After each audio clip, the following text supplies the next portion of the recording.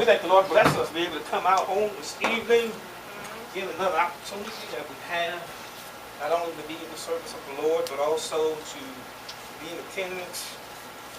Another Bible seminar that we are blessed to have home this year.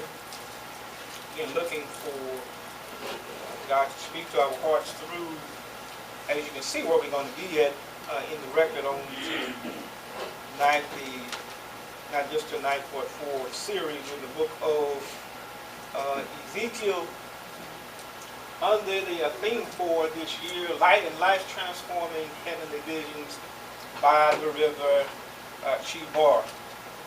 And if you know anything about the book of Ezekiel, you will see that a whole lot takes place here in this particular location. Not one that was pleasant for the people being there, given the conditions wherein these life events began to take place. We're not in Jerusalem, we're not back in Palestine, but we're down in Babylon. Amen.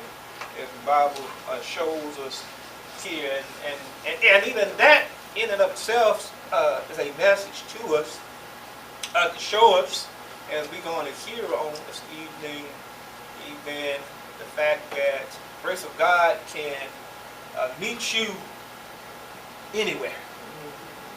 I know we like to, if it be our choice, we can choose the most pleasant of conditions, the most accommodating of circumstances. However, amen, here in the record, in this particular book, at this particular time in their walk with God, things are not like that. Matter of fact, if you all had a chance to look at the introductory material there, you discover that life was very different here. Not as anticipated by so many, because they believed that things were going to go in a certain direction.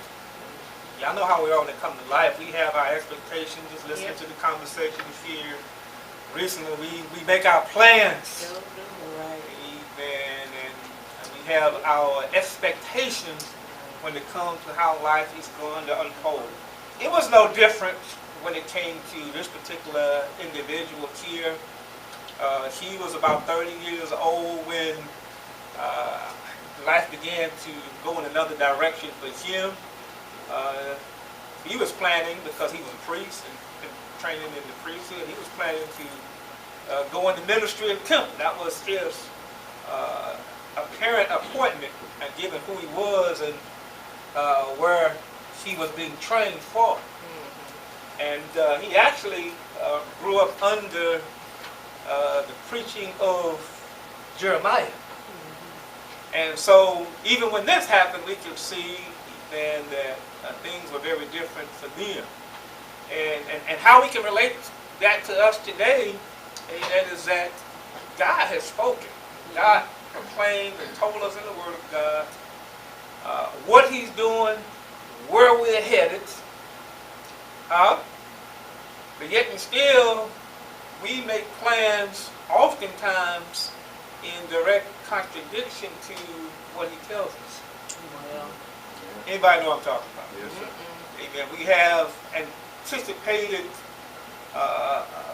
future events planned for ourselves, for our children. Many times in instances where you don't see that God says the future is going to be like that. Right. Because we oftentimes forget that as people of God, and God reminds us about this over and over and over again, He tells us what times that we're living in. Right. But yet when we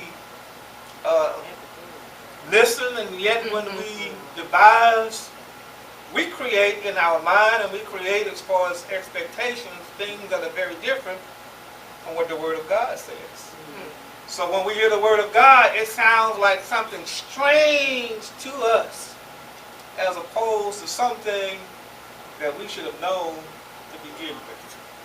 And so this is the setting, trying to give you a little idea of where we're at here as we begin to move into this, that you may understand why it seems to be such a contradiction. The preacher saying one thing and people believing something else. God sending His word and telling you that this is actually how it is, and they're creating things in their minds and making statements throughout the entire record that is totally contrary to the will of God. So in essence, as we've talked about this to a certain degree in some of our Sunday school lessons and whatnot, and many of us are familiar with the opening chapters of this book about the condition of Ezekiel and how God tells him that he ain't going to have a very successful ministry because of the kind of people he's going to have to deal with. Huh?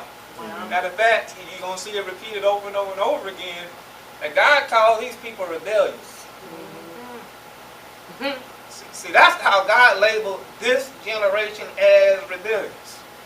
And throughout the book, He tells you why they're rebellious. Huh? But when you listen to them talk about how they are, guess what they're saying? Hey, we ain't to blame. And they're telling God, we ain't rebellious. How often times do we challenge the word of God? That's true. By what we say, and not only what we say, what we believe, and not only what we believe, how we live. Right. Am I right about it? Amen. So this is the overview that we have here, and so as his journey begins, it begins in a certain kind of way, and it begins that way for a very specific reason, and that reason is because